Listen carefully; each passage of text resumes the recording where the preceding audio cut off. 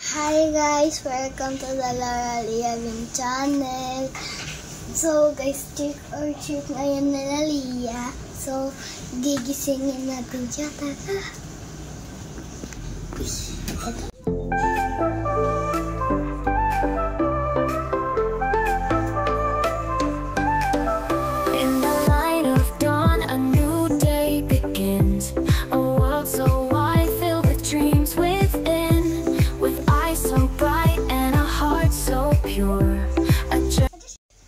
Lia, wake up!